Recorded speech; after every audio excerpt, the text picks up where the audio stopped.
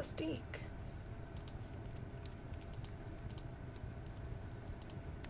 Alright. So yeah, when I actually go live on there, you find the currently live stream on the on the home tab as opposed to in the live tab, which is a little confusing. They go into the live tab after we're done. But yeah. Alright. Hello. Hello again, YouTube. We are back to read a little bit more of our current book that we're working our way through, which is The Room in the Dragon Volant by Sheridan le Fanu. And things are picking up. Richard is going through it, and also just not a smart guy. I do feel sad for him. Hey, bitch. Hi, Sean. He is being swindled, duped, manipulated. We can see that, but we don't yet know exactly who is working together. Is everyone working together? Are different people trying to manipulate him in different ways? There's still a lot of questions up in the air. It's very much a like gothic mystery vibes. He's been staying in this inn. He's an Englishman, young Englishman, very rich. Has been staying in an inn called the Dragon Volant, which happens to be on the outskirts of the property where the Count and Countess de Saint-Alier live. He is a miserly old man who is kind of broke. She is a beautiful young woman who owns a lot of diamonds. Richard has fallen in infatuation with her, and she has organized a couple of clandestine meetings with Richard in the little copse of trees on her estate, and he has agreed to run away with her and has told her about his 30,000 pounds, which in today's dollars would, I forget how much, it was like, he's a millionaire. She says, great, come here tomorrow when my husband is away at a funeral. We'll run away together with your money and my diamonds. And he just sees this as a solid plan. He's gonna do it. But meanwhile, there is a chance that the Count is also in on it. He definitely seems like he's also trying to manipulate Richard, although maybe the Count and Countess are just equally, just separately trying to manipulate Richard. That's possible. And then there's the character of the Marquis, who Richard sees as a friend, but also seems to be trying to manipulate him for his riches. And also, we still don't know for sure if he is a Marquis. He could be totally lying about that.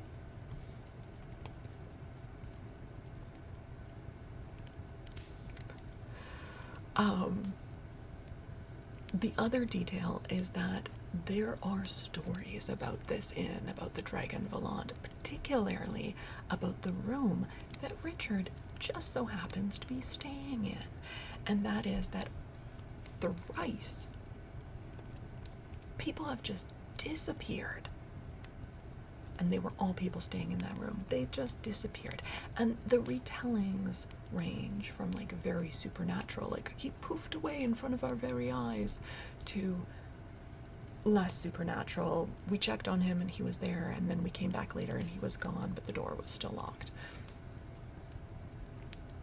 Richard was obviously curious about this, and now we get a little bit of an answer about that, because on his last meeting with the Countess, she gives him a key and says, oh, how convenient that you're staying in that very room. Here is a key that I stole from my husband that opens a secret tunnel, which we had kind of predicted. But yes, there is a secret tunnel in this room.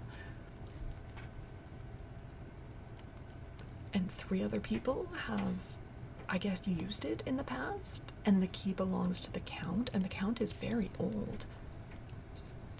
Kind of seems like all of these cases would have happened during the lifetime of the...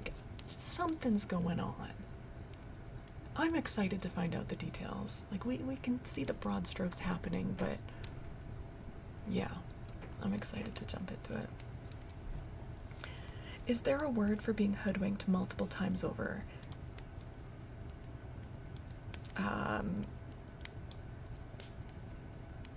Dumb? Naive?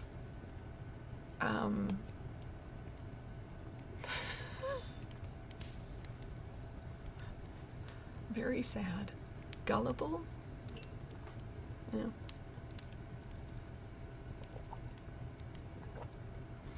All right. So,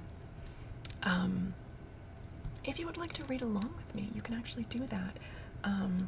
Sean, are you able to pop the link in the YouTube chat as well? You are able to download this story for absolutely free from the amazing Project Gutenberg, which is such a good website.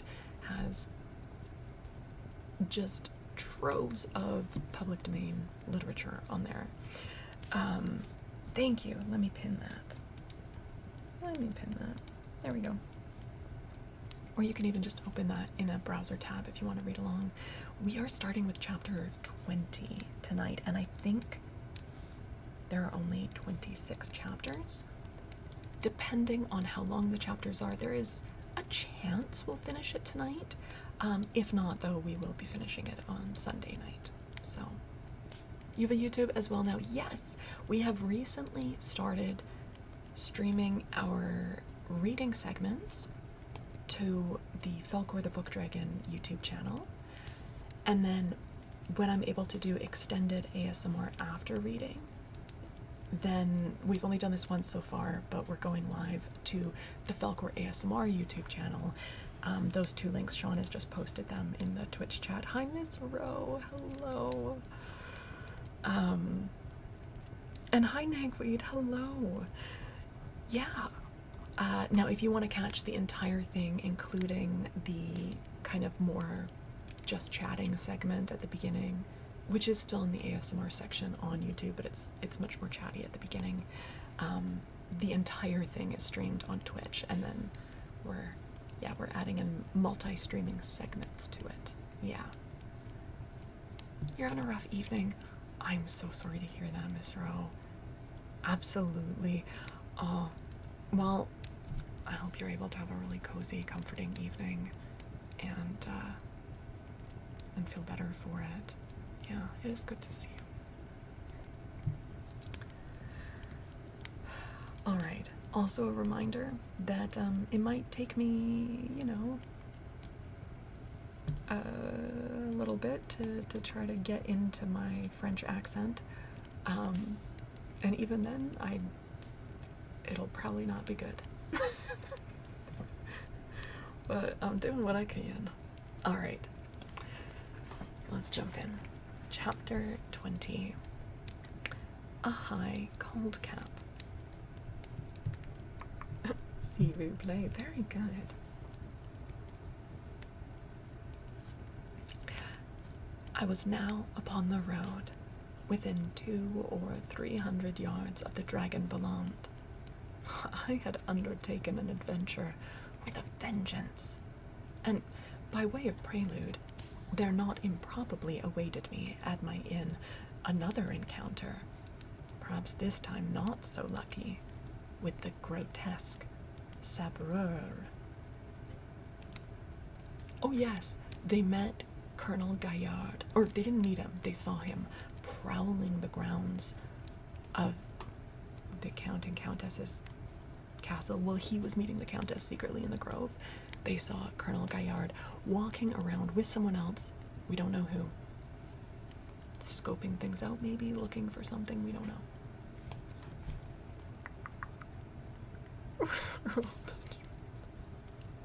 Switching between YouTube and Twitch. Thank you, Ivy. Yeah, that is really helpful to be on the YouTube side because it does help with watch hours. So thank you, Ivy. Also, hi, Brawl. Thanks for the lurk. Okay. I was glad I had my pistols. I certainly was bound by no law to allow a ruffian to cut me down, unresisting. Stooping boughs from the old park, gigantic poplars on the other side, and the moonlight over all made the narrow road to the inn door picturesque. I could not think very clearly just now. Events were succeeding one another so rapidly, and I, involved in the action of a drama so extravagant and guilty, hardly knew myself or believed my own story as I slowly paced towards the still open door of the Flying Dragon. No sign of the colonel, visible or audible, was there. In the hall, I inquired. No gentleman had arrived at the inn for the last half hour. I looked into the public room. It was deserted. The clock struck 12, and I heard the servant barring the great door. I took my candle. The lights in this rural hostelry were by this time out, and the house had the air of one that had settled to slumber for many hours. The cold moonlight streamed in at the window on the landing as I ascended the broad staircase, and I paused for a moment to look over the wooded grounds to the turreted chateau, to me so full of interest. I bethought me, however, that prying eyes might read a meaning in this midnight gazing, and possibly the Count himself might, in his jealous mood, surmise a signal in this unwonted light in the stair window of the Dragon Volant. On opening my room door, with a little start, I met an extremely old woman with the longest face I ever saw. She had what used to be termed a high cold cap on, and the white border of which contrasted with her brown and yellow skin and made her wrinkled face more ugly. She raised her curved shoulders and looked up into my face with eyes unnaturally black and bright. I'm always so excited when there's an old woman in the story.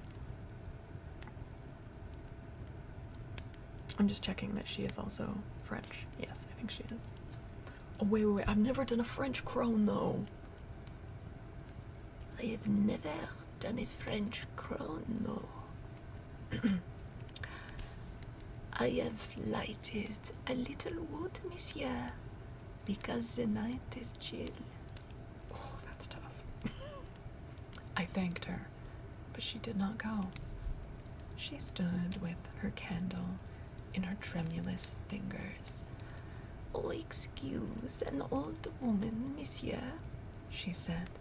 But what on earth can a young English milord, with old Paris at his feet, find to amuse himself in the Dragon Volant?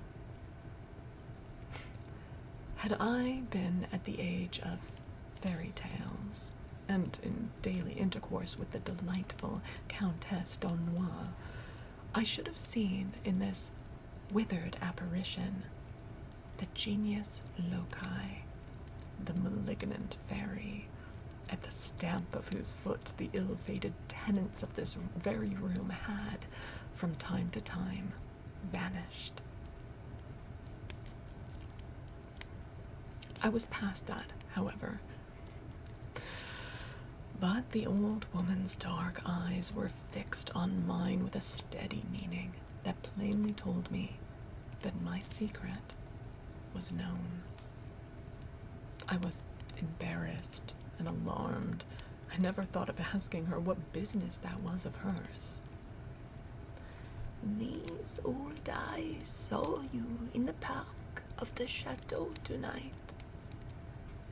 I began with all the scornful surprise I could affect. It avails nothing, monsieur. I know why you stay here, and I tell you to be gone. Leave this house tomorrow morning, and never come again. Hi, Idley. Am I saying that right? Welcome in. Hello. Hi. Also, hi, Enko. Nice to see you. And Hades. Okay, but I love this woman. I'm speaking at my normal reading volume. Does it sound normal to everyone else for the volume?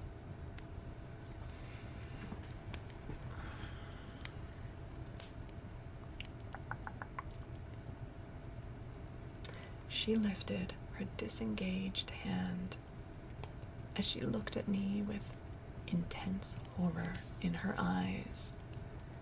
There is nothing on earth I do.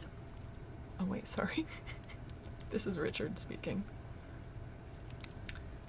There is nothing on earth. I don't know what you mean, I answered. Why should you care about me? I don't care about you, monsieur. I care about the honor of an ancient family whom I served in their happier days, when to be noble was to be honored. But my words are thrown away, monsieur. You are insolent. I will keep my secret, and you yours. That is all. You will soon find it hard enough to divulge it. The old woman went slowly from the room and shut the door before I had made up my mind to say anything. I was standing where she had left me nearly 5 minutes later. The jealousy of Monsieur the Count, I assumed, appears to this old creature about the most terrible thing in creation. Whatever contempt I might entertain for the dangers which this old lady so darkly intimated, it was by no means pleasant, you may suppose, that a secret so dangerous should be so much as suspected by a stranger, and that stranger a partisan of the Count de Saint-Alyre. Buddha, thank you for the 250 stream streak. That is wild. Thank you. Oh my gosh.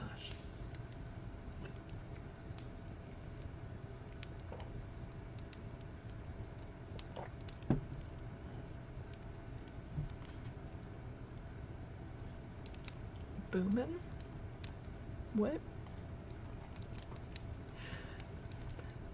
Ought I not, at all risks, to apprise the Countess, who had trusted me so generously, or, as she said herself, so madly, of the fact that our secret was, at least, suspected by another? But was there not greater danger in attempting to communicate? What did the beldame mean by saying, "Keep your secret and I'll keep mine"? I had 1,000 distracting questions before me. My progress seemed like a journey through the Spessart, where at every step some new goblin or monster starts from the ground or steps from behind a tree. Peremptorily I dismissed these harassing and frightful doubts. I secured my door, sat myself down at my table, and, with a candle at each side, placed before me the piece of vellum which contained the drawing and notes on which I was to rely for full instructions as to how to use the key.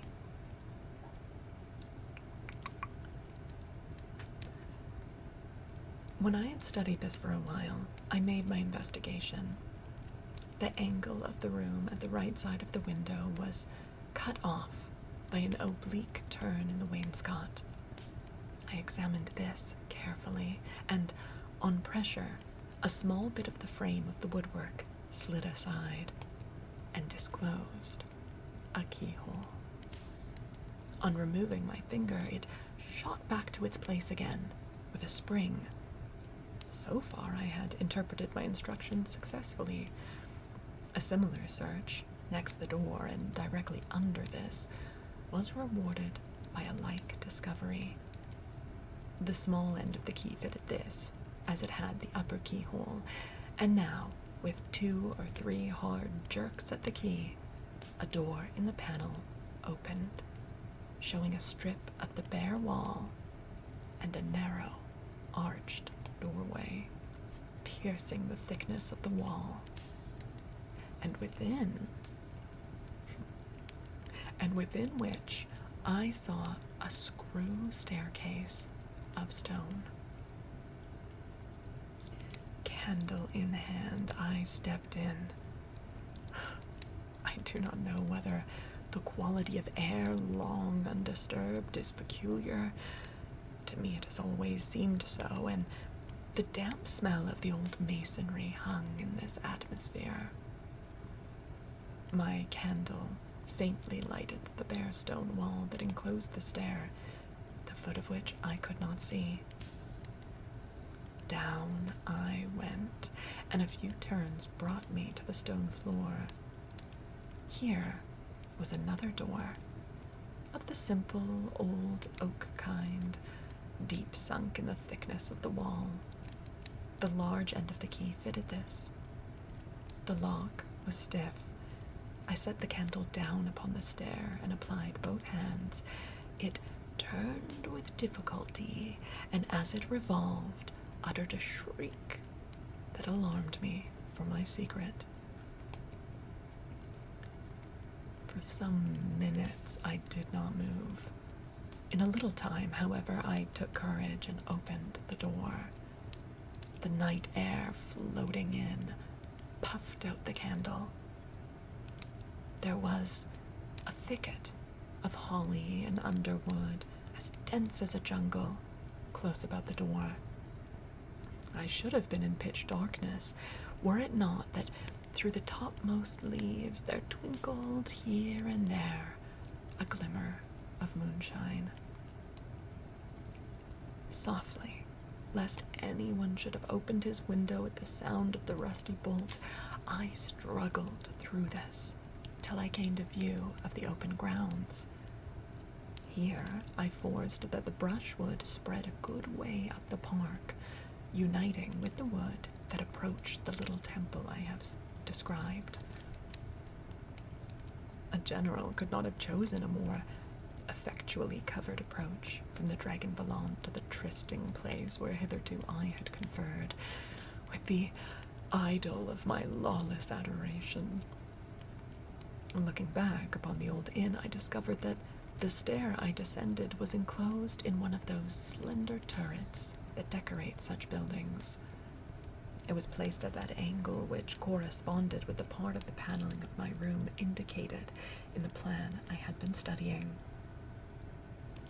Thoroughly satisfied with my experiment, I made my way back to the door with some little difficulty, remounted to my room, locked my secret door again, kissed the mysterious key that her hand had pressed that night, and placed it under my pillow, upon which, very soon after, my giddy head was laid, not for some time to sleep soundly. End of chapter. YouTube. And Red Pyramid also. Hello. Crispy, hello. How are you? Okay, cool. It works. I was half nervous he was gonna get locked out. Sorry, I need to do a nerdy little thing. Okay, I'm pretty sure when he meets the old lady who I'm obsessed with, he says, had I been at the age of fairy tales in daily intercourse with the delightful Countess d'Aulnoy. I need to Google her name, because I feel like I might recognize it, unless I'm mistaking her with someone else. I think she might have been famous for writing down fairy tales.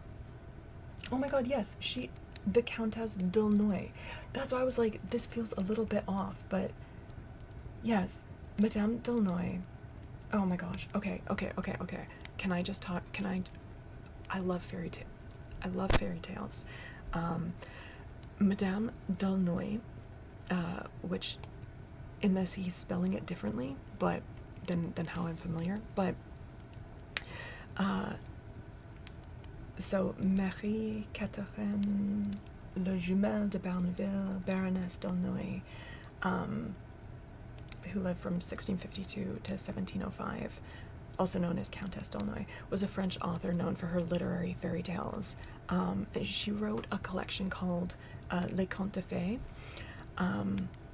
coined the literary genre's name, Contes de Fées. Before that, they were more often known as like wonder tales, so she coined the term fairy tales. And also included her first story to feature Prince Charmant, or Prince Charming. So she's a big deal.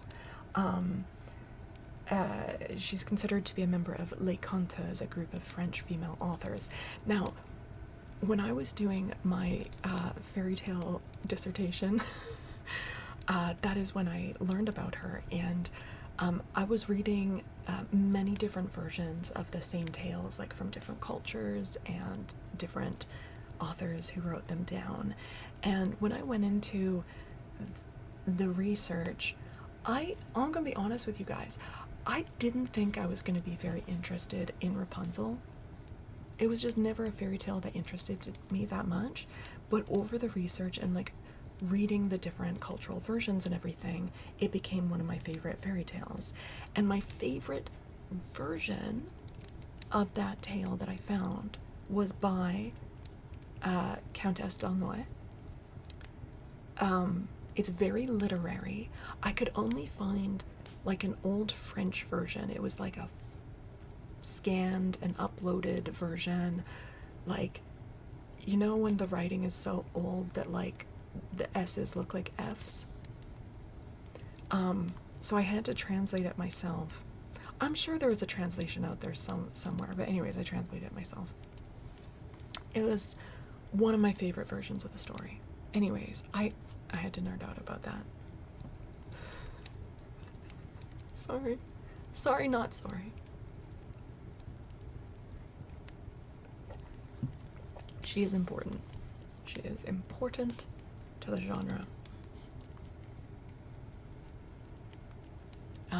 But actually, it was so like, there's a lot of detail. It is one version where the Gothel character, who's sometimes called a witch and sometimes called an evil witch and sometimes called a fairy and sometimes called a bad fairy, where she actually seems to genuinely have like love and affection for Rapunzel. Yes, it may be messed up and toxic and manipulative, but there is genuine affection there. And I did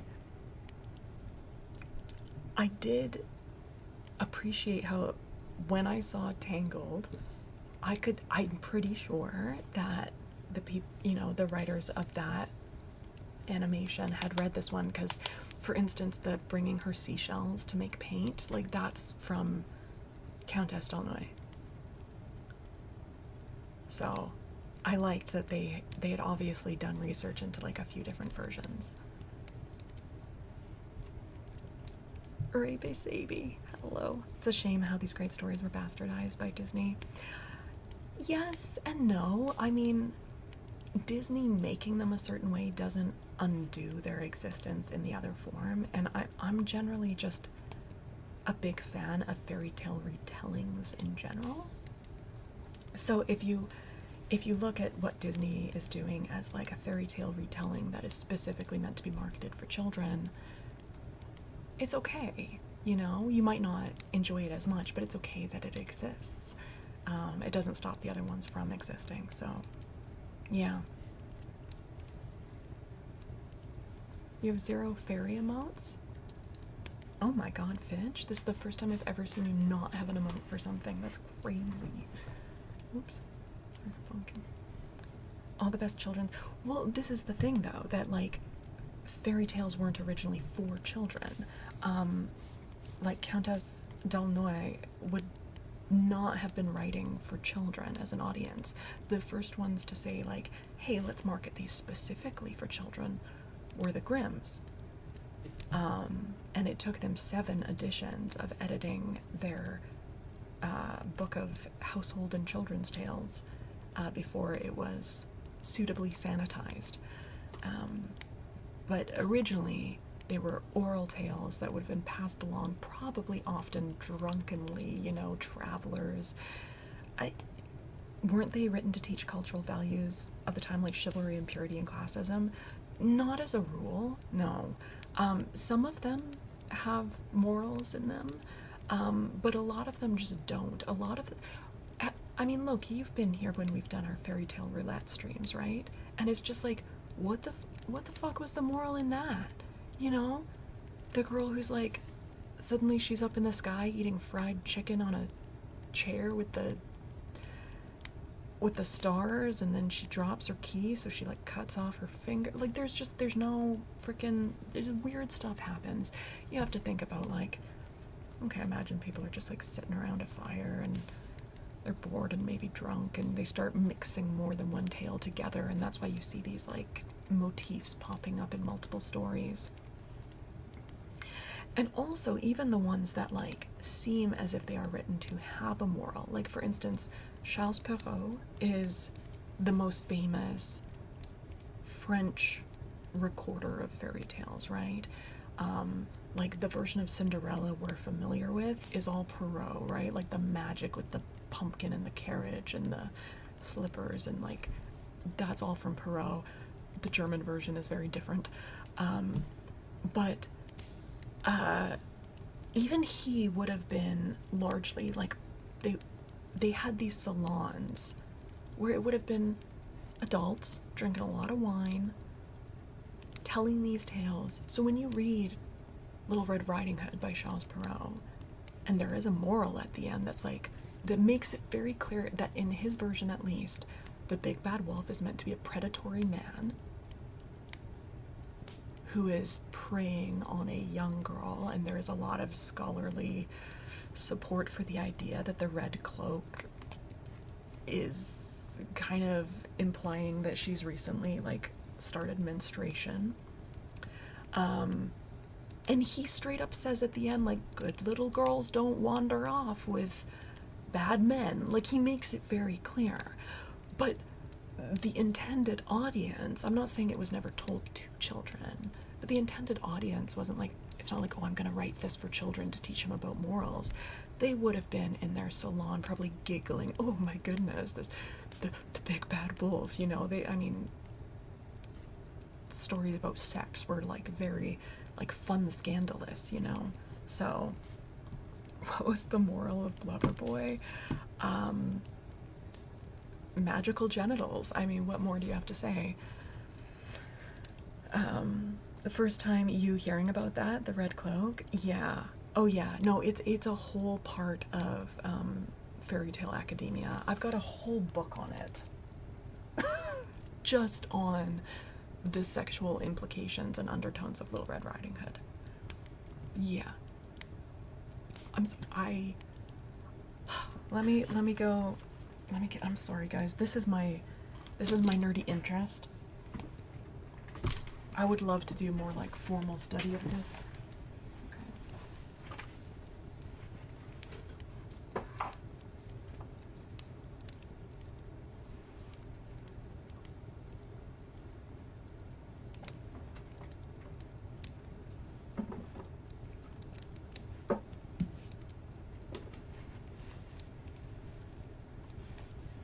Okay, so the one that sorry, we will get back to our book. Stream room tour when? So cozy in there? It is very cozy in here. Okay.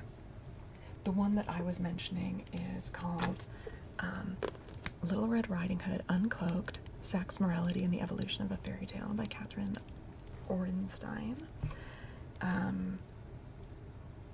Who unravels the complex sexual politics, moral ambiguities, and philosophical underpinnings of Red Riding Hood's epic journey to her grandmother's house, from the werewolf trials of France's old regime to the 20th century feminists and gender benders.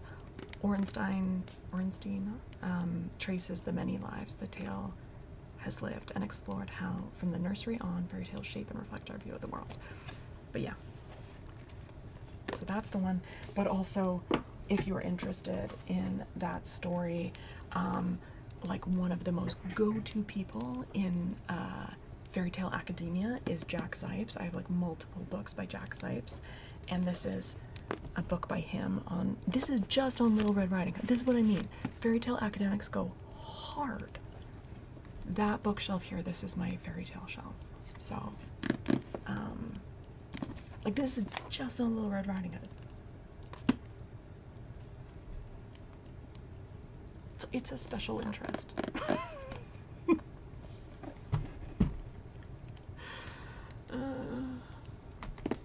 Okay. Jack Zipes, yeah, he's great.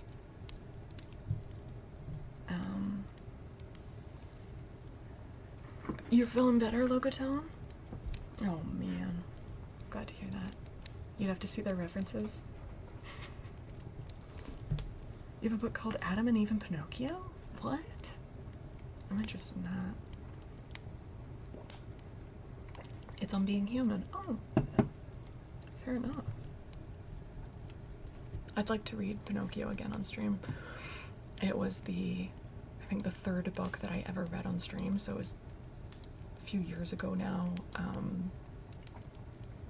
Didn't even have like affiliate on Twitch yet, so had a very small audience, so it would be cool to read it again because it is such a good book. Such a good book. I love it. It's so weird and fucked up in like the best, like, because you guys know that like old-fashioned children's fantasy is one of my favorite genres because it's just so weird and dark. Yeah.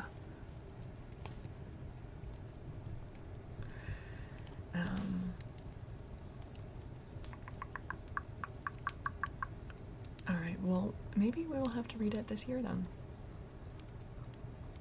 Sorry, by this year, I'm not talking calendar years. We just started year 4 of streaming, right? Because my anniversary was on Halloween. So we are now at the beginning of year number 4. And that lines up well with the concept that Halloween is also the new year in the Celtic Wheel of the Year. So, yay! My stream follows the Celtic Wheel of the Year.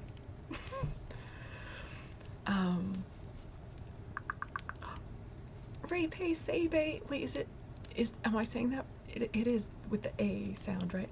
Thank you so much for using your Prime. Tossed a Prime over for the little lesson and recommendations. Oh my goodness. Hey, thank you for letting me nerd out about something I am super passionate about. It would be cool if you nerded out one stream and deep dived into Red Riding Hood. Yeah, that would be cool. I will say, it's not one that I'm most familiar with. So the thing about like research dissertation, like I at first had like this very broad idea and I had to like continue narrowing it down. What I ended up focusing on was the depiction of female villains in fairy tales, with kind of like a focus on also on how that corresponds to like age and power. And so Little Red Riding Hood didn't end up being one of the stories that I included in that research. So near the beginning of the research term that I did, like obviously I did look into Red Riding Hood, but I didn't focus on it as much as other ones. Yeah.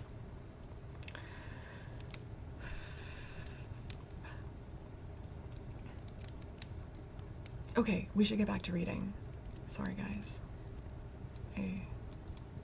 You love true academia? Me too. Me too. I love academia. I really do. That's why I still, part of me, like, wants to go back and do another degree.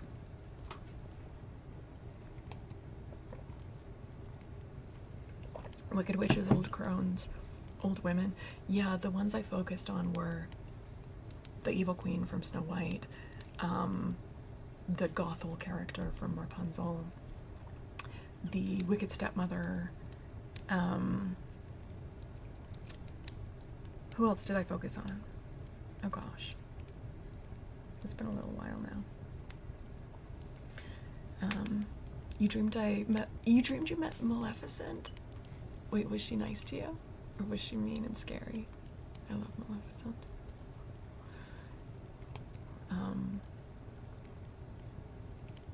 She was nice?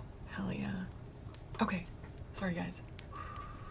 If you're new here, whether on the Twitch or YouTube side, this is a bit of a problem with me, is that if you say like anything about fairy tales or Irish mythology or anything, it's pretty easy to get me going off on a tangent. Okay, well, let's keep going. Let's keep reading The Room in the Dragon Volant.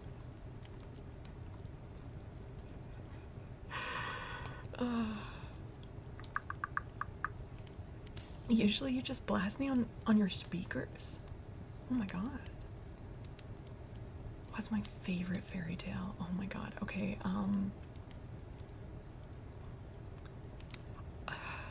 fuck.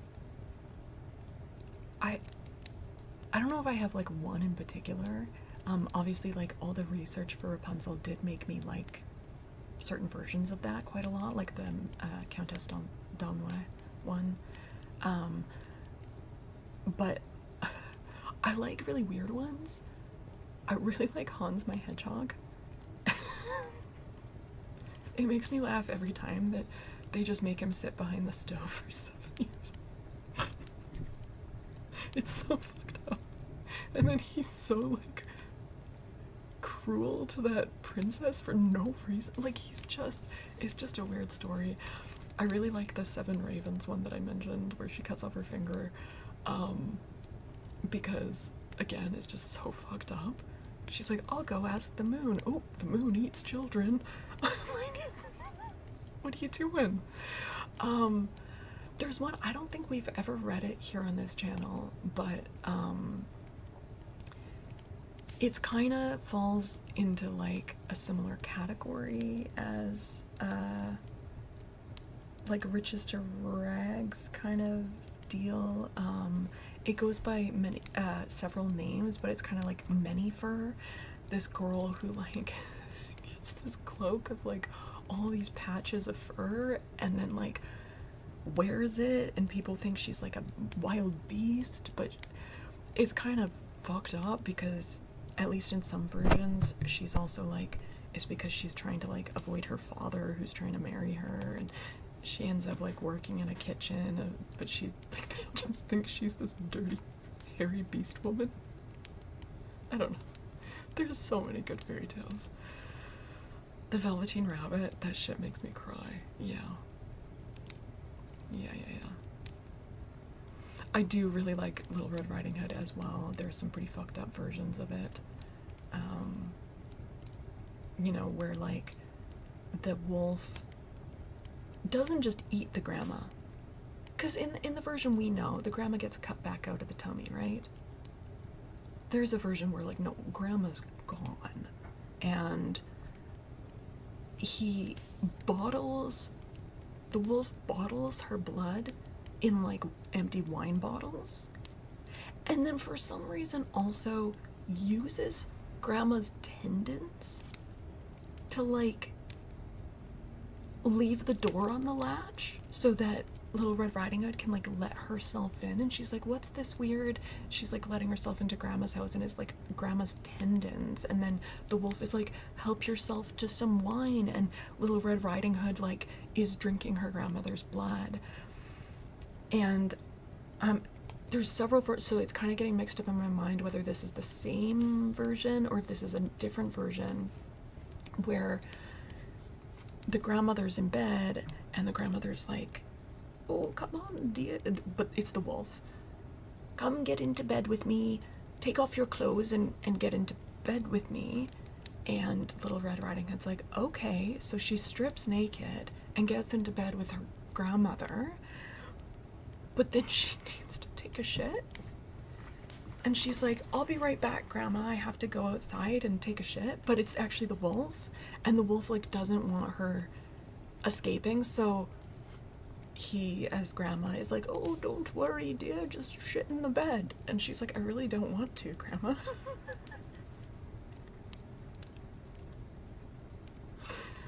So, but it's because she's realized that it's the wolf. So she manages to escape by using the clever trick of wanting to shit outside and not in the bed.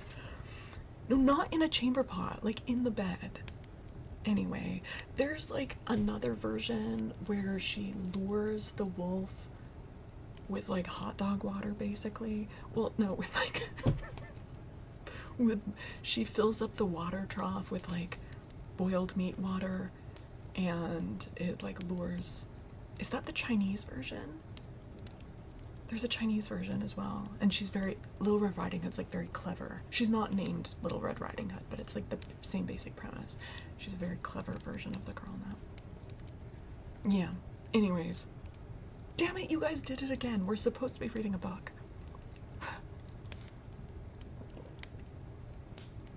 We're supposed to read the book. Stop getting me talking about fairy tales.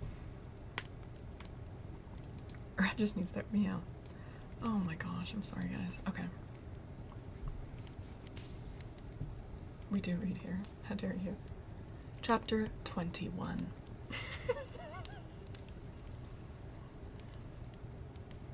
When the Pilgrims arrived at Plymouth Rock, they were shocked to find the Iroquois had their own version of Little Red Riding Hood. I'm not sure I've read that version. Ooh. Ooh. Okay. Wait, you're fooling?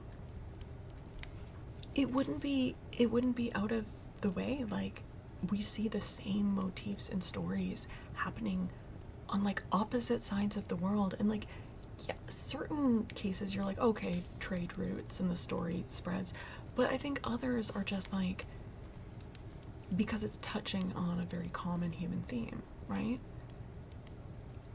And so it shows up in totally disparate cultures and completely disparate places. Like Cinderella, Rags to Riches, all over the world.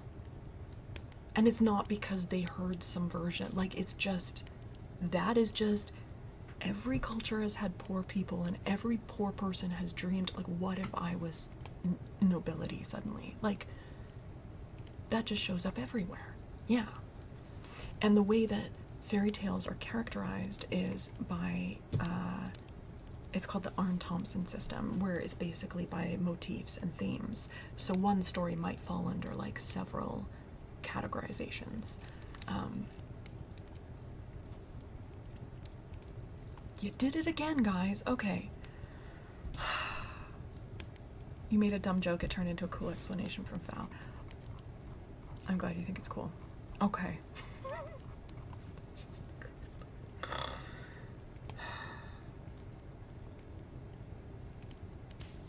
Okay. We're gonna get back to the book now. The Room in the Dragon Volant. Okay. Chapter 21. I see 3 men in a mirror. It's a foreboding title. I awoke very early next morning and was too excited to sleep again.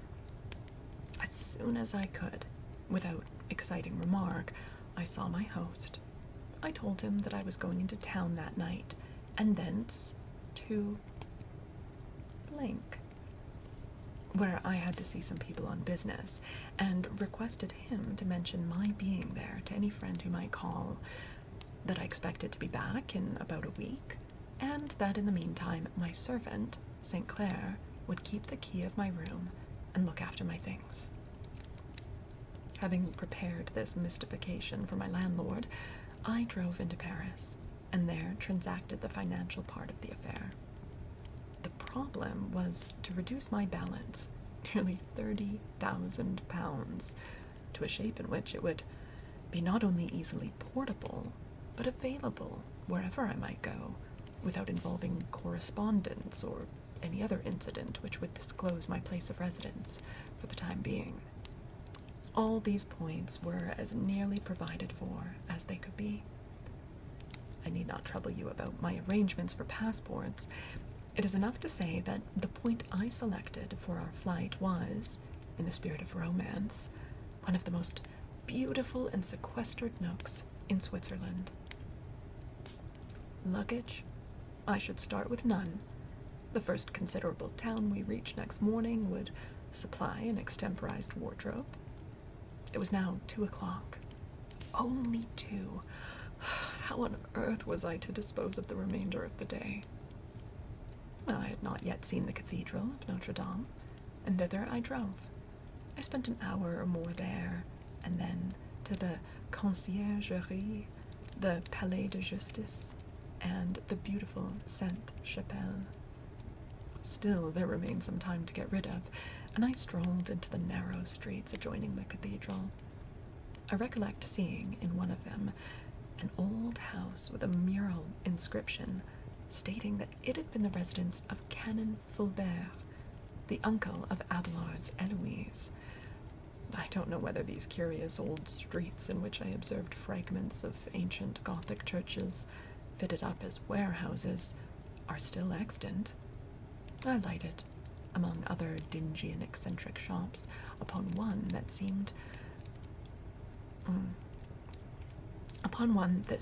that of a broker of all sorts of old decorations, armor, china, furniture. I entered the shop. It was dark, dusty and low. The proprietor was busy scouring a piece of inlaid armor. Hello, Raiders. Lalondine, hello. Welcome in. Welcome, welcome. Thank you so much for the raid. Oh my goodness. How was your stream tonight? Welcome in. You guys make sure you're dropping a follow for Lalondine. What were you guys getting up to? We are in our reading segment right now, Raiders. We're reading The Room in the Dragon Volant, and we'll probably be reading at least one chapter after the one that we just started, and then we'll be doing more like ASMR triggers after that. But welcome in. It is awesome to have you here. Doing a little sci-fi horror. Nice. That's awesome. Scouring armor means rubbing with dry sand to remove rust. Yeah. Yeah. Well, welcome in. Please get cozy. Please feel free to, pop out whenever and if ever you need to. Make sure that you're taking care of yourself after your stream. But yeah, everyone, make sure you're dropping a follow and checking out Lalondine. Little sci-fi horror. That sounds really good. Alright. Okay. So Richard is killing time in Paris before he runs away with someone else's wife.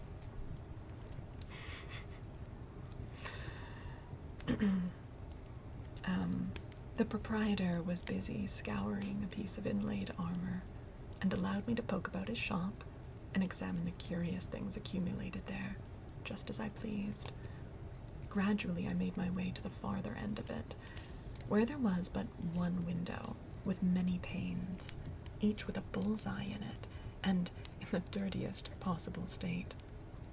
When I reached this window, I turned about, and in a recess, standing at right angles with the side wall of the shop, was a large mirror in an old-fashioned, dingy frame.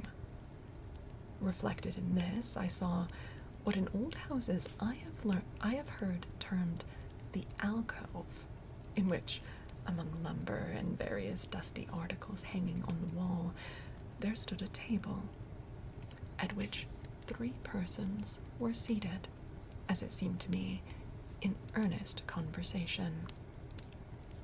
2 of these persons I instantly recognized. One was Colonel Gaillard. The other was the Marquis d'Armonville. The third, who was fiddling with a pen, was a lean, pale man, pitted with the smallpox, with lank black hair and about as mean-looking a person as I had ever seen in my life. What are the chances? In all of Paris, he wanders into the right dingy little shop, and that's crazy. Oh yeah, Buddha, I've not forgotten. I just hold them off until after the reading, but hopefully you will still be there. I'd love to do a name trace for you then.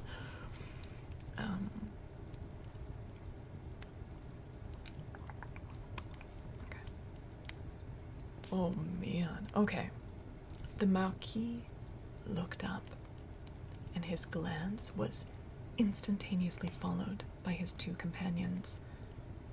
For a moment, I hesitated what to do, but it was plain that I was not recognized, as indeed I could hardly have been, the light from the window being behind me, and the portion of the shop immediately before me being very dark indeed.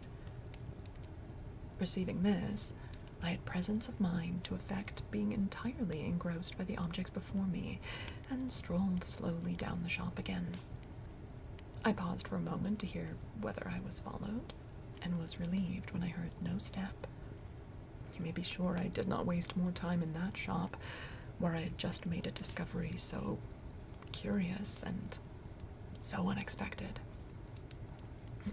It was no business of mine to inquire what brought Colonel Gaillard and the Marquis together in so shabby and even dirty a place, or who the mean person, biting the feather end of his pen, might be. Such employments as the Marquis had accepted sometimes make strange bedfellows. I was glad to get away, and just as the sun set, I'd reached the steps of the Dragon Volant, and dismissed the vehicle in which I arrived, carrying in my hand a strong box, of marvelously small dimensions considering all it contained, strapped in a leather cover which disguised its real character. When I got to my room, I summoned St. Clair. I told him nearly the same story I had already told my host. I gave him £50, with orders to expend whatever was necessary on himself, and in payment for my rooms, till my return. I then ate a slight and hasty dinner. My eyes were often upon the solemn old clock over the chimney-piece, which was my sole accomplice in keeping tryst in this iniquitous venture. The sky favored my design, and darkened all things with a sea of clouds. The innkeeper met me in the hall to ask whether I should want a vehicle to Paris. I was prepared for this question, and instantly answered that I meant to walk to Versailles and take a carriage there. I called St. Clair. "Go," said I, "and drink a bottle of wine with your friends. I shall call you if I should want anything. In the meantime, here is the key to my room. I shall be writing some notes, so don't allow anyone to disturb me for at least half an hour. At the end of that time, you will probably find that I have left this for Versailles, and should you not find me in the room, you may take that for granted. And you take charge of everything, and lock the door, you understand?"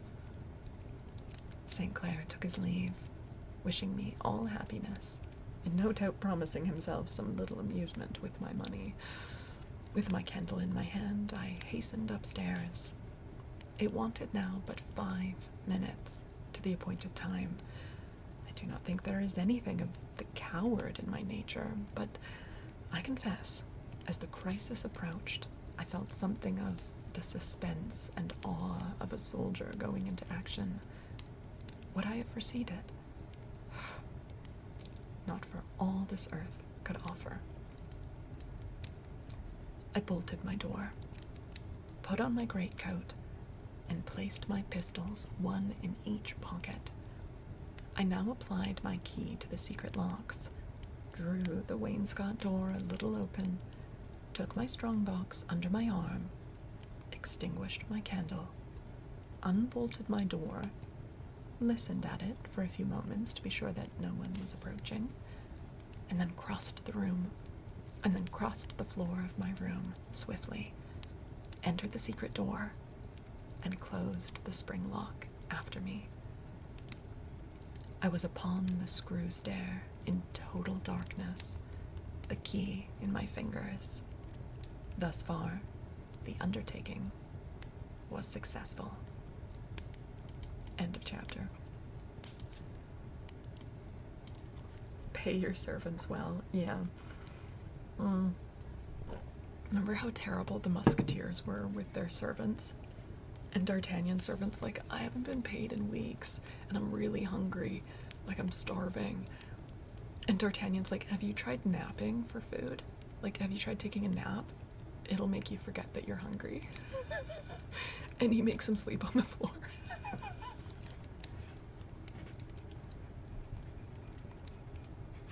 Those shits. You could never sleep to this narration. It's too real, too good. Makes me interested. I want to say thank you and also I'm sorry. Oh, man. Alright. We're gonna read at least one more chapter. I feel like if we're not gonna read it all tonight, we should stop reading after this chapter, because that's splitting it in half. Or we need to, like, go all the way. Anyway, let's read this one. Chapter 22. Rapture. Down the screw stair I went in utter darkness, and having reached the stone floor, I discerned the door and groped out the keyhole. With more caution and less noise than upon the night before, I opened the door and stepped out into the thick brushwood. It was almost as dark in this jungle. Having secured the door, I slowly pushed my way through the bushes, which soon became less dense. Then, with more case, but still under thick cover, I pursued in the track of the wood, keeping near its edge. At length, in the darkened air, about 50 yards away, the shafts of the marble temple rose like phantoms before me, seen through the trunks of the old trees. Everything favored my enterprise. I had effectually mystified my servant and the people of the Dragon Volant, and so dark was the night that even had I alarmed the suspicions of all the tenants of the inn, I might safely defy their united curiosity, though posted at every window of the house. Through the trunks, over the roots of the old trees, I reached the appointed place of observation. I laid my treasure in its leathern case, in the embrasure, and leaning my arms upon it, looked steadily in the direction of the chateau. The outline of the building was scarcely discernible, blending dimly as it did with the sky. No light in any window was visible. I was plainly to wait, but for how long? Leaning on my box of treasure, gazing toward the massive shadow that represented the chateau, in the midst of my ardent and elated longings, there came upon me an odd thought, which you will think might well have struck me long before. It seemed on a sudden, as it came, that the darkness deepened, and a chill stole into the air around me. Suppose I were to disappear, finally, like those other men whose stories I'd listened to. Had I not been at all the pains that mortal could to obliterate every trace of my real proceedings, and to mislead everyone to whom I spoke as to the direction in which I had gone? This icy, snake-like thought stole through my mind and was gone. It was with me the full-blooded season of youth. Conscious strength, rashness, passion, pursuit, the adventure. Here were a pair of double-barreled pistols. 4 lives in my hands. What could possibly happen? The Count, except for the sake of my Dulcinea, what was it to me whether the old coward whom I had seen in an ague of terror before the brawling colonel interposed or not? I was assuming the worst that could happen, but with an ally so clever and courageous as my beautiful countess, could any such misadventure befall? Bah! I laughed at all such fancies. As I thus communed with myself, the signal light sprang up. The rose-colored light, couleur de rose, emblem of sanguine hope and the dawn of a happy day. Clear, soft, and steady glowed the light from the window. The stone shafts showed black against it, murmuring words of passionate love as I gazed upon the signal. I grasped my strongbox under my arm and, with rapid strides, approached the Chateau de la Cauque.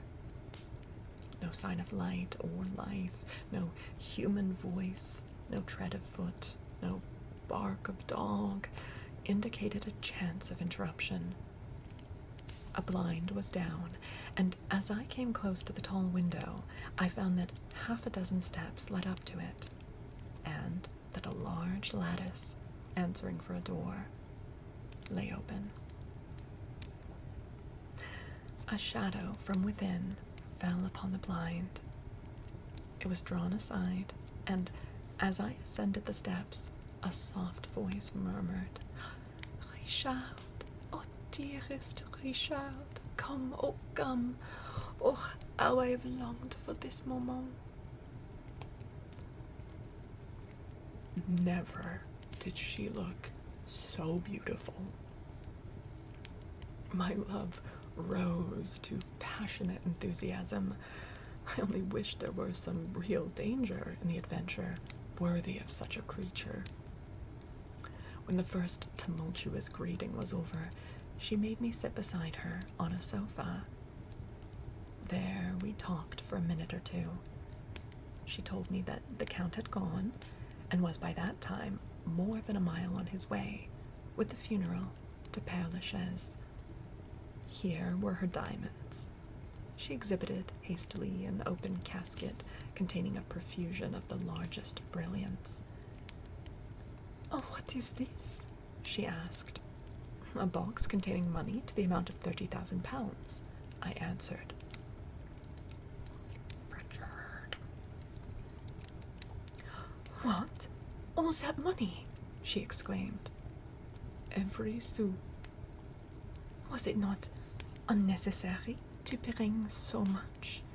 Seeing all these," she said, touching her diamonds, "it would have been kind of you to allow me to provide for both, for a time at least. It would have made me happier even than I am." "Oh, dearest, generous angel," such was my extravagant declamation, "you forget that it may be necessary for a long time to observe silence as to where we are, and impossible to communicate safely with anyone." "You have, then, here, this great sum? Are you certain? You have counted it?" "Yes, certainly. I received it today," I answered, perhaps showing a little surprise in my face. "I counted it, of course, on drawing it from my bankers." "It makes me feel a little nervous, traveling with so much money. But these jewels make as great a danger, and that can add but little to it. Place them side by side. You shall take off your greatcoat when we are ready to go, and with it manage to conceal these boxes. I should not like the drivers to suspect that we were conveying such a treasure. I must ask you now to close the curtains of that window and bar the shutters."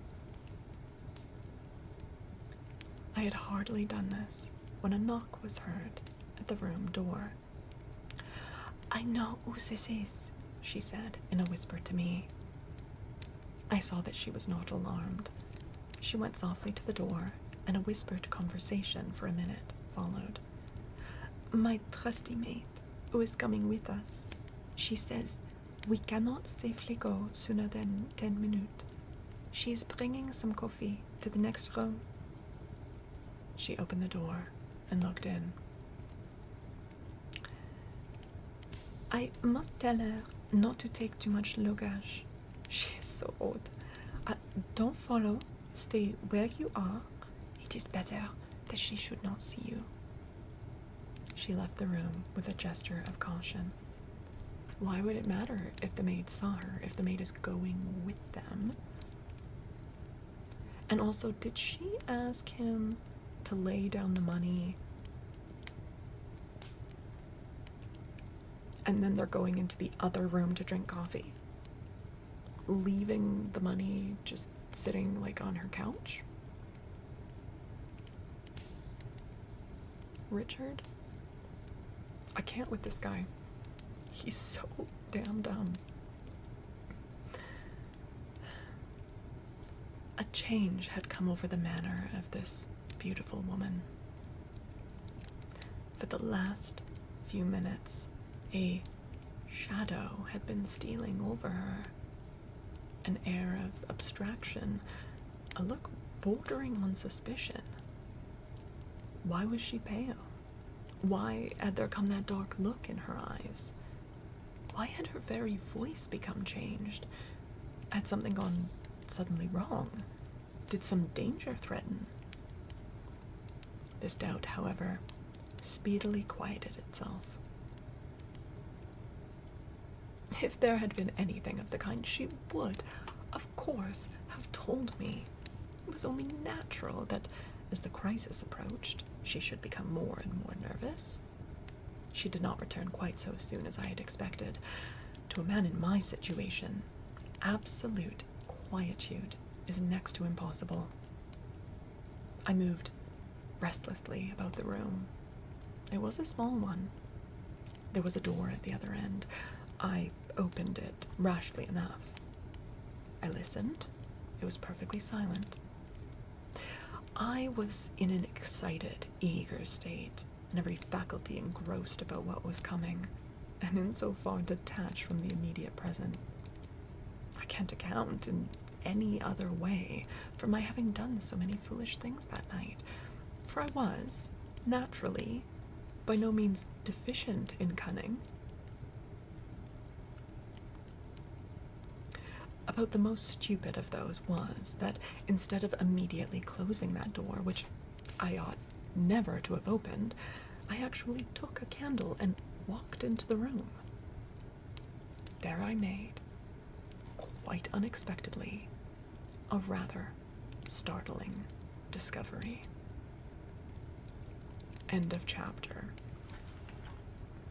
Wait.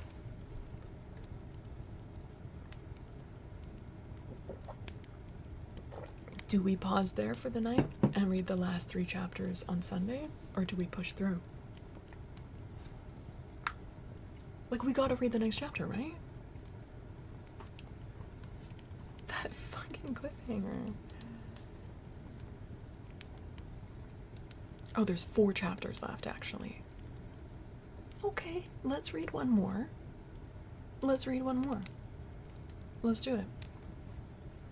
Chapter 23. A cup of coffee. The room was carpetless. On the floor were a quantity of shavings and some score of bricks. Beyond these, on a narrow table, lay an object which I could hardly believe I saw aright. I approached and drew from it a sheet which had very slightly disguised its shape. There was no mistake about it. It was a coffin, and on the lid was a plate with the inscription in French, Pierre de la Roche Saint-Amand, âgé de 23 ans, 23 years old. That's the name of the Count's cousin, right? Who apparently just died? Okay. I drew back with a double shock. So then, the funeral, after all, had not yet left. Well, here lay the body. I had been deceived. Well, this no doubt accounted for the embarrassment so manifest in the Countess's manner. She would have done more wisely had she told me the true state of the case. I drew back from this melancholy room and closed the door. Her distrust of me was the worst rashness she could have committed. There is nothing more dangerous than misapplied caution. In entire ignorance of the fact I had entered the room, and there I might have lighted upon some of the very persons it was our special anxiety that I should avoid. These reflections were interrupted, almost as soon as began, by the return of the Countess de Saint-Alyre. I saw at a glance that she detected in my face some evidence of what had happened, for she threw a hasty look towards the door. Have you seen anything? Anything to disturb you, dear Richard? Have you been out of this room? I answered promptly, yes, and told her frankly what had happened. Oh, well, I did not like to make you more uneasy than necessary. Besides, it is disgusting and horrible. The body is there, but the Count had departed a quarter of an hour before I lighted the colored lamp and prepared to receive you. Sorry. The body did not arrive till 8 or 10 minutes after he had set out. He was afraid lest the people at Père Lachaise should suppose that the funeral was postponed. He knew that the remains of poor Pierre would certainly reach this tonight, though an unexpected delay has occurred. And there are reasons why he wishes the funeral completed before tomorrow. The earth with the body must leave this in 10 minutes. So soon as it is gone, we shall be free to set out upon our wild and happy journey. The horses are to the carriage in the porte cochère. As for this funeste horreur, she shuddered very prettily. Let us think of it no more. Now, I'm not sure if we ever learned Richard's exact age, but isn't he in his young 20s? And this casket has a plate on it saying that the deceased is 23. Does anyone think they know what the plan might be? Because then, you know, if the body was discovered later, they'd be like, well, this is indeed the body of a young man. Oh, man. Oh, dear. Richard. I don't like you, but I want you to get out of there. Don't drink the coffee. Don't drink the coffee, Richard. She bolted the door of communication, and when she turned, it was with such a pretty penitence in her face and attitude that I was ready to throw myself at her feet. It is the last time, she said, in a sweet, sad little pleading, I shall ever practice a deception on my brave and beautiful Richard. My hero. Am I forgiven?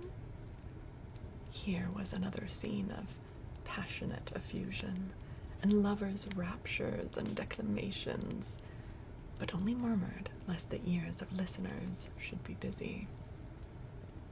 At length, on a sudden, she raised her hand, as if to prevent my stirring, her eyes fixed on me and her ear toward the door of the room in which the coffin was placed, and remained breathless in that attitude for a few moments. Then, with a little nod towards me, she moved on tiptoe to the door, and listened, extending her hand backward as if to warn me against advancing. And after a little time, she returned, still on tiptoe, and whispered to me, "They are removing the coffin. Come with me." I accompanied her into the room from which her maid, as she told me, had spoken to her. Coffee and some old china cups, which appeared to me quite beautiful, stood on a silver tray, and some liquor glasses, with a flask, which turned out to be noyau, on a salver beside it.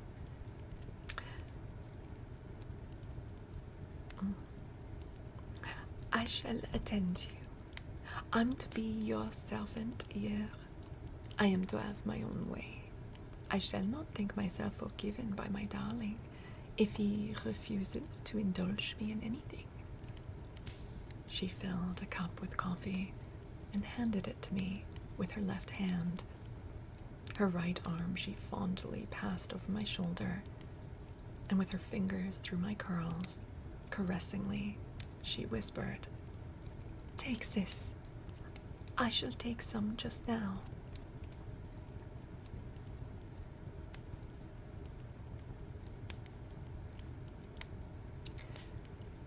It was excellent. And when I had done, she handed me the liqueur, which I also drank. "Come back, dearest, to the next room," she said. "By this time those terrible people must have gone away, and we shall be safe out there, for the present, than here." "You shall direct, and I obey. You shall command me, not only now, but always, and in all things, my beautiful queen," I murmured. Oh my goodness, Averith, welcome in. Hello. Oh my goodness, it's so good to see you. How are you? Welcome, readers. Hi. Oh my goodness, you guys, make sure you are following Averith. It was just so awesome and cool and such a cozy space. She does a mixture of ASMR and gaming content. It seems like you've been doing more gaming lately, right? Anyways, she is so fucking rad. Make sure you're dropping a follow. Hi Triptych. Hi Zero Stick. Hi SOG. Oh my goodness. Hi Fusro. More gaming lately, yeah. What were you guys playing tonight? Hi Losing Generation. Hi Oops So Stupid. Hello. Yes, we are doing a reading. Yes. And we are at the most face-palming moment. It's a cozy mystery story. It's like a gothic mystery story. And this dude is just so dumb. You can't do AS. Oh. Okay. A lot of chatting and also Fortnite. Hell yeah.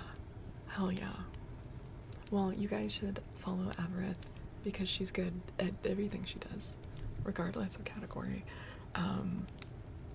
But yeah, it is so awesome to see you.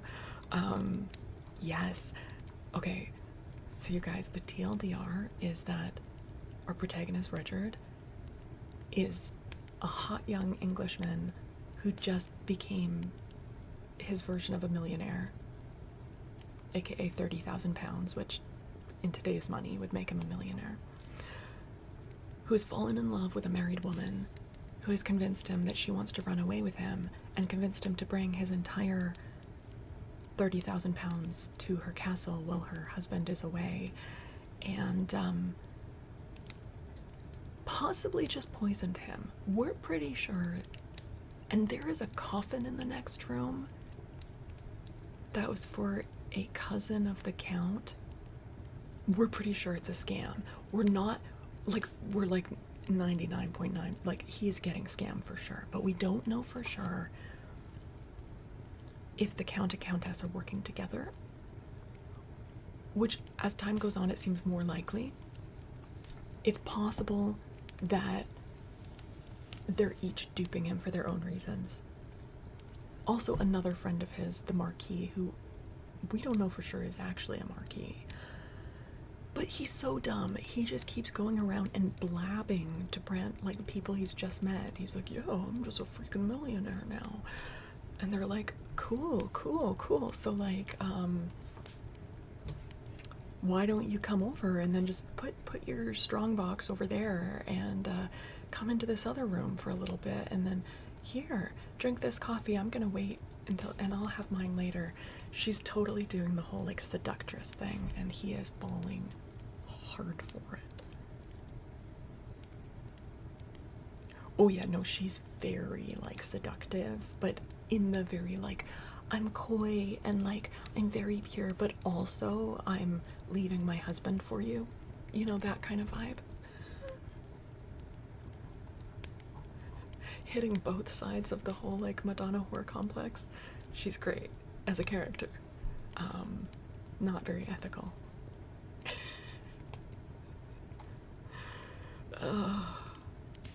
He's thinking with his Richard.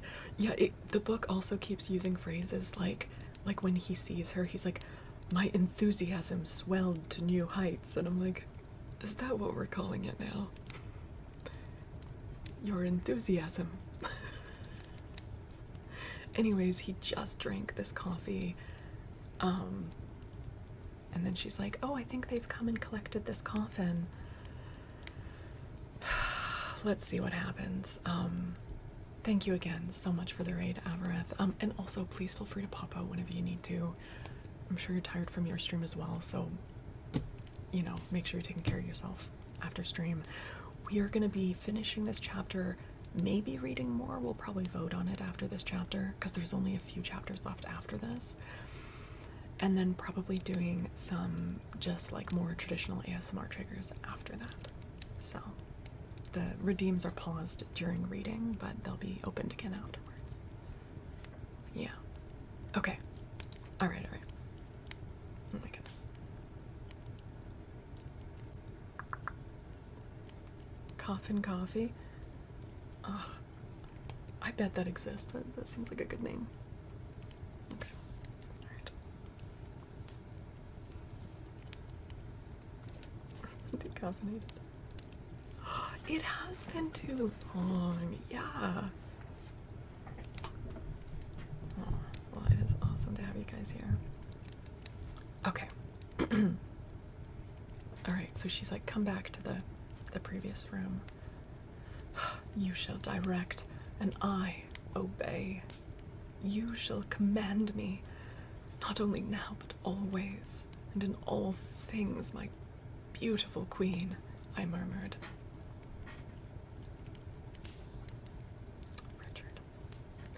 My heroics were, unconsciously, I dare say, founded upon my ideal of the French school of lovemaking. I am even now ashamed as I recall the bombast to which I treated the Countess de Saint-Alyre. There, you shall have another miniature glass. A fairy glass of noyau, she said gaily.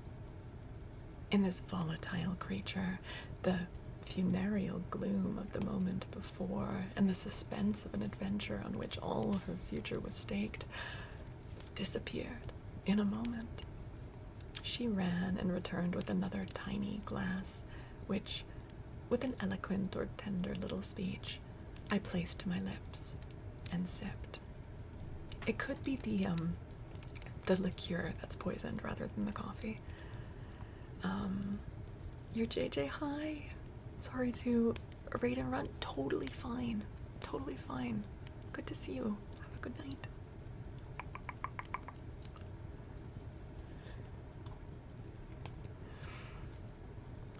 I kissed her hand. I kissed her lips. I gazed in her beautiful eyes and kissed her again, unresisting. You call me Richard. By what name am I to call my beautiful divinity? I asked. you call me Eugenie, it is my name. Let us be quite real. That is, if you love as entirely as I do. Eugenie, I exclaimed, and broke into a new rapture upon the name. Upon the name. It ended by my telling her how impatient I was to set out upon our journey, and as I spoke, suddenly, an odd sensation overcame me. I was not in the slightest degree like faintness. I can find no phrase to describe it, but a sudden constraint of the brain. It was as if the membrane in which it lies, if there be such a thing, contracted and became inflexible. That sounds horrifying. Oh, dear Richard, oh, what is the matter? She exclaimed, with terror in her looks. Oh, good heavens, are you ill? I conjure you, sit down, sit in this chair. She almost forced me into one. I was in no condition to offer the least resistance. I recognized but too truly the sensations that supervened. This happened. It was in coffee the other time this happened to him. Richard, stop drinking coffee in suspicious circumstances. Just stop. You've been paralyzed by coffee before. How are you not? Okay.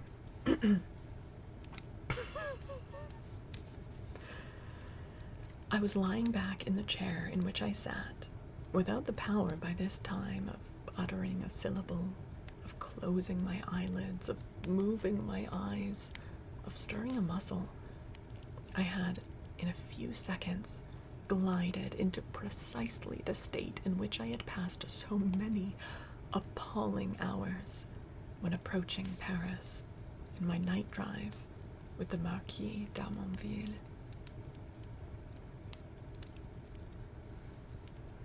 Wait, what, DJ? Okay, crème de noyau is a French liqueur with an almond-like flavor that's distilled from fruit kernels and sweetened with sugar. The name translates to kernel or pit in French, referencing the pit stones that give the liqueur its distinctive taste. You know what else tastes like almond pits? Cyanide. Oh dear.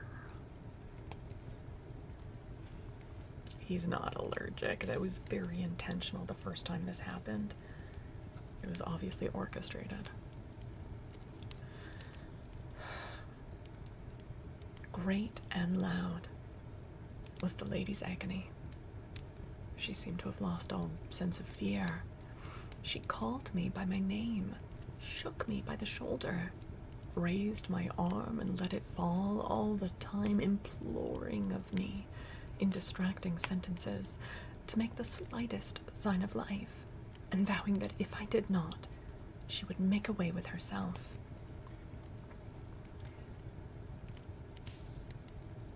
These ejaculations, after a minute or two, suddenly subsided.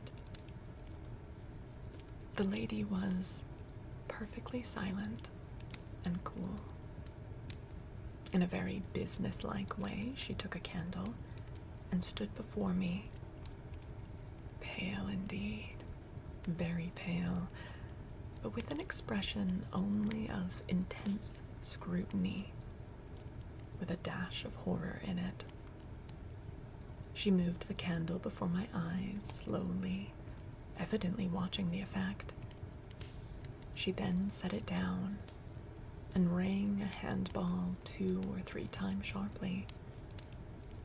She placed the 2 cases, hers, containing the jewels, and my strongbox, side by side on the table, and I saw her carefully lock the door that gave access to the room in which I had just now sipped my coffee.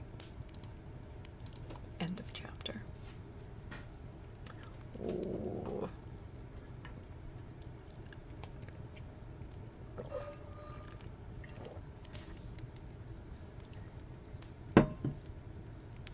Yeah. She ejaculated a lot, and then Richard thought she looked really cool afterwards.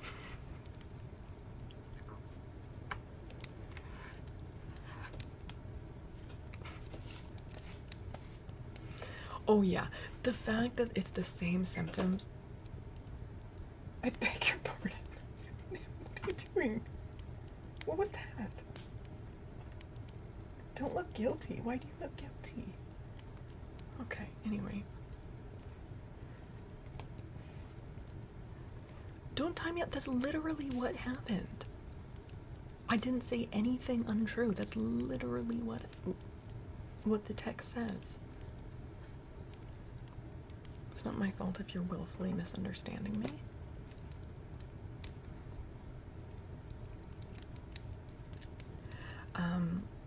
This now convinces me that the three of them are in it together. The Marquis, I definitely suspected him of poisoning him, paralyzing him the first time. The fact that it's the same thing being used now, I'm pretty sure the three of them are in it together. I'm just sleeping so hard right now.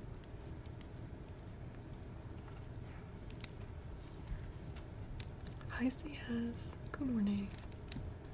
What do we do now, you guys? We have 3 chapters left. What do we do? What do we do? Do we finish it on Sunday? Finish it on Sunday? Yeah, they're not super short chapters, so they're not super long either. They're the same kind of length. Save it. Yeah, let's save it. If it was 1 more, we'd keep reading, but 3, we will finish that on Sunday. Okay.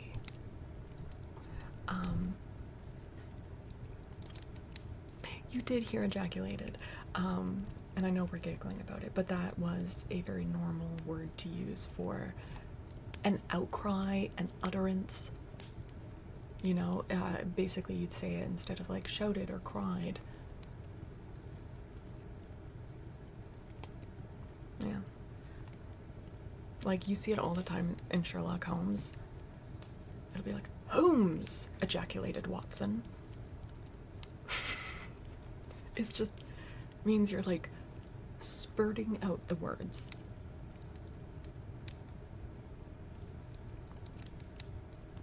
So. God, grow up, guys. We like literature here, okay? We're just into like really good literature.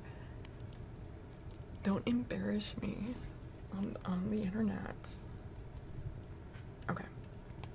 It's the worst possible example. I'm trying to make it stick for people in their brains. Now you won't forget it.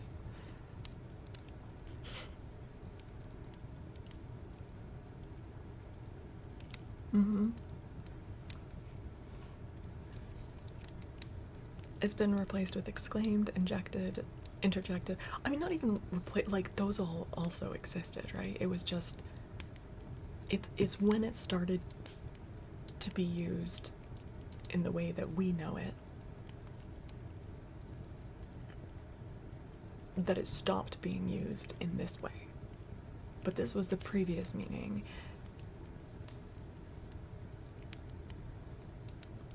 Which actually, if you think, that would have been a really funny term to use for a while, like when you're used to that word meaning spurting out words, to use. Anyway, we're not going to go into it. We read here. We like literature. We love language. Nope, Sean, it's all good. It's all good. I've got control. Do we? I do. I do. Okay, well, let's wrap up the reading portion of the stream. The stream is not ending on Twitch, but we are going to be wrapping it up on YouTube. For everyone who joined during the reading segment over on YouTube, thank you so much. This is kind of a newer experiment, the whole multi-streaming portion. So far seems to be going pretty well. So we're, you know, unless it stops going well, then plan to keep doing that. And we will be back with the last 3 chapters. We'll be multi-streaming that on Sunday night, probably starting around 9 or 10 Pacific time. Yeah. If you want to catch the full stream, which includes a lot more chatting and ASMR triggers, you can come and follow over on Twitch. Sean has just popped my Twitch link in the live chat there. Thank you, Sean. I'm gonna take a few minutes break after this, and then we might be going live on my other YouTube channel for ASMR. So if we're able to pop that link in this chat as well, just in case anyone wants to follow that. Yeah. You'll do that, Buddha? Heck yeah. Awesome. Thank you so much, Fitch. Thank you. Yes. So, possibly within 10 minutes we'll be going live on that channel. Anyways, thank you so much. I'm gonna try to have some new edited content up on this channel within the week. But either way, enjoy this segment of The Room in the Dragon Volant, and we'll be finishing it on Sunday. Okay. Bye, YouTube. Bye.